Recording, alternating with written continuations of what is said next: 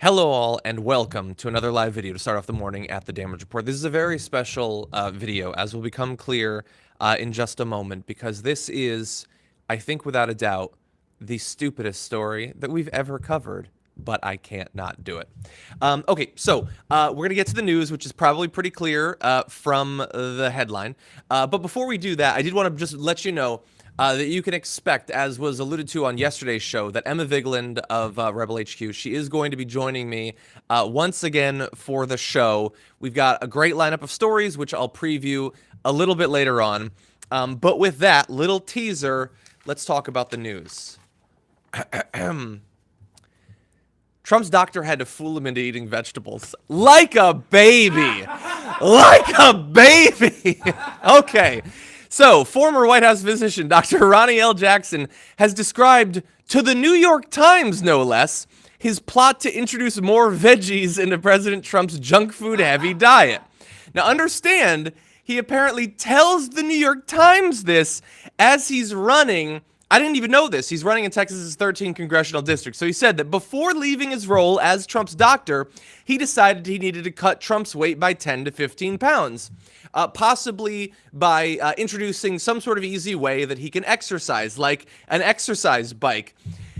You idiot. You think that's going to work? Obviously it didn't. So he says the exercise stuff never took off as much as I wanted it to, but we were working on his diet. We were making the ice cream less accessible. We were putting cauliflower into the mashed potatoes.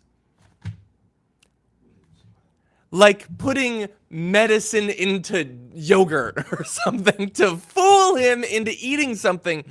And by the way, like, think about that. Of all of the ways you can trick someone into eating something to get them to eat healthier, it's cauliflower he had to be tricked into eating. Cauliflower literally doesn't have a flavor. Cauliflower, when mashed, is mashed potatoes. That's all it is. It's the same thing. You could hide mashed potatoes in cauliflower and it would be the same. He had to be tricked into eating the least offensive food since mayo. But he did, because he's a little baby child. Okay, so now remember, this is the same doctor. Oh yeah, by the way, if everybody, thank you for joining me. Great to see so many of you here already. Please hit the like button. Not for the normal reason that so in general more people see the stream, but so that they know this crucial information. Imagine these people, these sheep, going about their day not knowing about Donald Trump's views on veggies. Okay, so let's continue. So you might remember that Ronnie Jackson is the guy who gave like the glowing health evaluation of Trump. Not the original guy in Trump Tower, the weirdo, but a real like serious doctor who said that he could live 200 years if he had dietary improvements. Trump could. Just a little bit of cauliflower is the only thing blocking him from hitting that crucial 2-century mark. Yeah, so I saw, so Doctor, who would know, says cauliflower is delicious. Like, you can literally, we're finding out, day by day, you can replace everything with cauliflower, and nobody knows. Rice, why rice? Rice, cauliflower. Pizza, why pizza? Just make pizza out of cauliflower. Like my wife and I, we eat cauliflower pizzas. The crust is made of cauliflower. It's the same thing. Because, you know why? Because pizza tastes like tomatoes and cheese. It doesn't taste like crust. So it's the same thing and it's theoretically healthier. But the idea that like a person who has gone through his life getting progressively more and more obese would need to be swindled into eating a cauliflower. Now look, am I mocking him? Yes, I'm mocking him because he's literally the worst. But we all at a certain point could use a little bit of more food discipline. And the thing is like yes, I have continued to gain weight. I'll get to that in just a little bit because at the end of the day, the joke is really on me.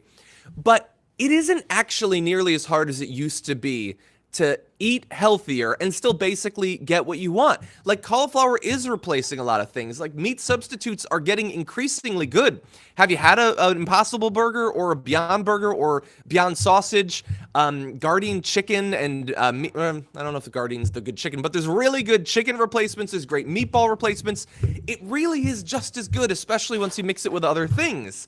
And like the idea that we should have to be tricked like a petulant 5-year-old is kind of ridiculous. It isn't that hard to eat healthy stuff and still enjoy it. So I will say, apparently, Trump was put on by this doctor a crash diet back in 2018 when he was found to be just 1 pound short of clinical obesity. They say, but it seemed to have little effect. The president found to have gained weight in last year's physical, weighing in at 243 pounds. So, look, obesity is obviously not a joke. A significant portion of the American public is overweight. A significant portion, even more so, not more so, but more significantly, is obese. And here's the thing, Zach, I will talk about that in just a sec, but thank you. That information that you just saw is 100% a lie. In 2018, he was 1 pound short of clinical obesity. You know, the actual standards for being overweight and obese are not that high. Have you like, I'm not, this is me being serious. Trump was 100% already clinically obese. They're lying about him being short of it. Him weighing 243 pounds, 243 pounds. You know what I weigh right now? 226 pounds. He weighs less than 20 pounds more than me. Supposedly, he's 3 or 4 inches taller than me. And I would say, despite the good work I've done to expand my waistline with Pop-Tarts and, sponge and stuff like that, he's significantly larger. He's 20 pounds heavier. Come on. That's a doctor lying, by the way. Those are official. Those are the official, like test of his health is lying about his weight. That's weird. Now, look, if your view is that it should be private, I totally understand that. I don't know why we need to know the president's weight at all. But if they're going to put out the number, the idea that they would just laughably, ridiculously lie about it seems odd too. Anyway, I was going to get into the whole thing about him in India and how it was going to be apparently a gigantic scandal to get him to go a couple of days without eating a steak or a burger, which just seems bizarre. I mean, there's so much delicious food that doesn't have any meat in it. Like, do you like Indian food? I love Indian food. I worked in an Indian restaurant for like 4 years. I love it. It's amazing. You have a chance to go and to eat the real deal in India, and you're like thinking about how much you wish you could have a McDouble. That's bizarre. That's really bizarre. Anyway, we'll see if he gets through it. Apparently, so I'm reading, by the way, his favorite restaurant is McDonald's, which, look, I like McDonald's per se. I know you're not supposed to, but I like it. They don't generally serve beef in McDonald's in India. They have chicken burgers and fried paneer cheese sandwiches. You know what those sound like? Delicious. Those sound delicious, let alone the actual Indian food in India. But even that McDonald's stuff sounds great. Like, how could you bite into a delicious chicken burger and think, I'm going to lose it if somebody doesn't give me a New York strip? I don't know. That's really weird. Okay. Now, look, I warned you. I warned you that this is the dumbest story that we've literally ever covered. What's that? I want to know more about badgers, really, not about anyway. No, it's a stupid story, obviously, but we do all need to worry about this because I did a story a couple of weeks ago, and it was, I forget exactly what the timeline was. It was 10 or 20 years where the majority of Americans would be classified as overweight at that point, and I think something like a third as obese, which is, obviously that's unfortunate for each individual because that has health, consequences. Obviously, also it's more strain obviously on our healthcare system if we're all less healthy. But like I said, and that's sort of the underlying thing here. This is not fundamentally about Trump having to have ice cream hidden from him. It's that we can do better, and the options are getting better. Like whether it's eating healthier or eating, like if you're interested for whatever reason, ethically, whatever, in terms of not eating meat, the options are just getting so good. Honestly, it was never that big of a price to pay, and now it's less and less every single year. I guess, look, I know that I'm in a bubble of being in Southern California. But Impossible and Beyond Meat is available in so many places now. Anyway, Robert Erickson, thank you so much. Hello to Sweden. You know, I didn't actually make it to Sweden when I was spending all that time in Norway and the Arctic. I really wish that I could, though. So there was a question about Super Tuesday. Are you looking forward to it? Yes, I am 100% looking forward to Super Tuesday. It is going to be a beast of a day because it is going to go on forever. I mean, we're going to be here forever, but it's going to be a lot of fun. There's so many races. Like, look, obviously, the main show is seeing how Bernie does in all these states, including in California and Texas. But also, there are a lot of really important other primaries going on for, congressional and senatorial campaigns that we're going to be following too. So that's going to be really, really awesome. Yeah, he's 243 pounds. Dude, I could get to 243 pounds in like a week. If I really ate what I wanted to, I'd hit 243 pounds in like a week. Anyway, hello to Sweden as well for you. And anyway, so I did want to tell you what's coming up on the show. So Emma Vigeland is going to be back. We're also going to be doing the main show with J.R. Jackson later on. And I am hungry right now, actually. There's not really any food in the studio right now. But here's what we're going to be talking about. A senior Bloomberg advisor was on CNN's New Day to attack Bernie Sanders. We're going to evaluate some of the attacks. They involve baby genitals. I know that seems weird, but that's the world we live in, so we're going to respond to that.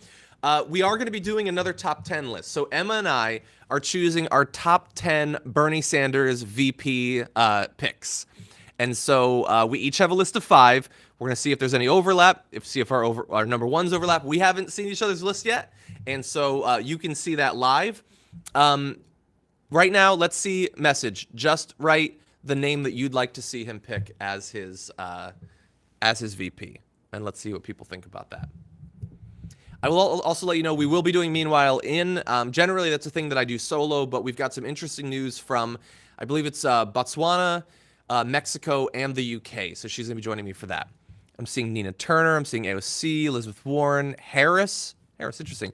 Yang, Trump. I don't think he's going to pick Trump. Trump's conflicted. I see some Tulsi, a lot of Nina Turner. We're going to see. Will some of these names show up? Honestly, I don't know.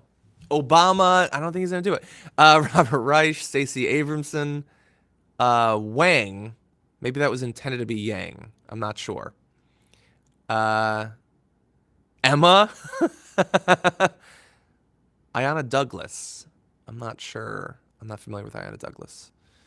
Sweden. I mean, if you could pick a country, that's a good one. But anyway, so look, we've got that, and we've got a guest who's going to be joining us. We're going to be, we got a lot of stuff. We got some Bloomberg that you need to know. New details from one of his, I believe it's 1998 sexual harassment suits of things that he personally did and said. Very interesting. Oh, I see a shout out to Barbara Lee, Marianne Williamson, Bobcat Goldthwait. That'd be a cool one. Has he endorsed? I don't know if he's endorsed Bernie. I don't know. Biden. There's a unity ticket. Let's see that. Still thinking Warren. A winner. I agree. He should pick a winner.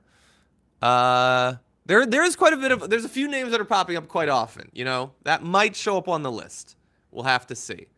But anyway, we just got 15 minutes into the live show, so I do have to, no, you can't pick Batman. Batman's fictional. Zach, thank you. Barbara Lee's very interesting pick as well. Danny DeVito. That would be awesome. I could see that. Snake, Oprah, Boba Fett. That's fictional. You can't. It's not going to be Baby Yoda. So anyway, I do have to run. We got a lot of news coming up. We're going to be doing the main show as well. So hopefully you're already a member or watching on the linear platforms. You can see it live. Emma's going to be here for the whole thing. It should be a lot of fun. I got to run, but I'll see you then. Thank you for joining me. Rexel, thank you for the dancing gift there. Okay. See you soon.